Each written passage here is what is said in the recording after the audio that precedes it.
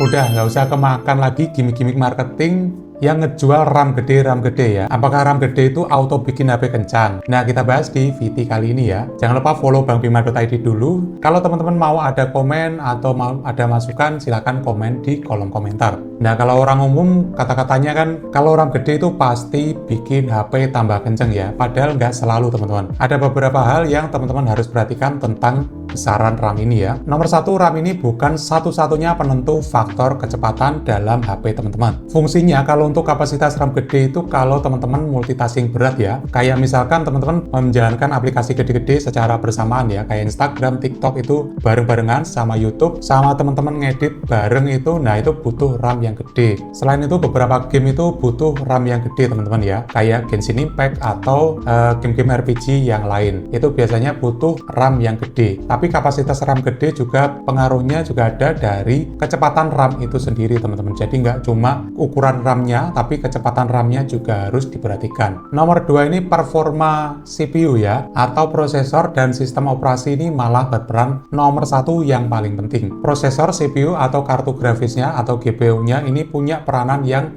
nomor 1 ya. Ini yang harus teman-teman perhatikan waktu beli HP kalau ngejar performa. Jadi jangan cuma lihat ukuran gede-gedean RAM-nya aja. Karena semakin cepat atau semakin bagus prosesor atau kartu grafisnya juga, ini akan lebih efisien dalam memproses gambar atau instruksi dalam HP teman-teman ya. Bahkan prosesor bagus di RAM kecil itu jauh lebih bagus teman-teman ya. Kayak jajaran Apple iPhone. Itu RAM-nya kecil-kecil, tapi untuk prosesornya dia pakai A14 atau A-series-nya Bionic dari Apple itu sendiri. Terus untuk sistem operasi, kalau semakin efisien itu semakin kencang juga untuk HP teman-teman. Nomor 3, kapasitas RAM yang terlalu besar ini nggak selalu efektif teman-teman ya. Kalau mungkin dari 2 GB atau dari 4 GB ke 6 GB itu sangat terasa ya. Tapi kalau dari 12 ke 16 GB itu belum terasa efektif untuk teman-teman rasakan manfaatnya. Jadi nggak bisa langsung berdampak ngefek ke performa teman-teman selama atau user experience teman-teman itu nggak langsung berasa teman-teman ya. Beda halnya kalau teman-teman itu beda prosesornya. Nah itu akan langsung terasa sekali. Nomor 4 ini ada faktor tambahan ya untuk penentu performa ponsel teman-teman. Ya ini faktor internal storage. Jadi teknologinya atau kecepatan dari internal storage ini justru lebih berpengaruh ke user experience teman-teman ketika pakai HP ya. Kalau kecepatan dari internal storage-nya sendiri rendah, pastinya teman-teman nggak akan dapatkan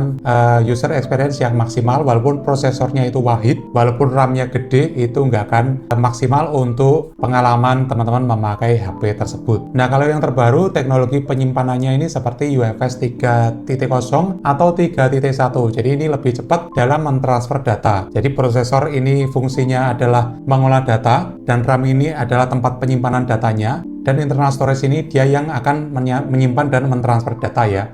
Kalau RAM ini sebenarnya penyimpanan secara sementara aja. Jadi itu teman-teman ya, nggak cuma RAM aja, teman-teman harus perhatikan komponen-komponen yang lain seperti prosesor, GPU, terus juga internal storage-nya. Jadi nggak hanya besaran RAM-nya aja. Teman-teman juga perhatikan untuk kecepatan dari masing-masing komponen tadi. Jangan lupa untuk sistem operasinya juga diperhatikan teman-teman. Semakin efisien sistem operasinya akan semakin cepat juga. Oke teman-teman, jangan lupa follow bangbima.id. Kalau teman-teman ada tambahan atau mau komen, komen aja di kolom komentar ya.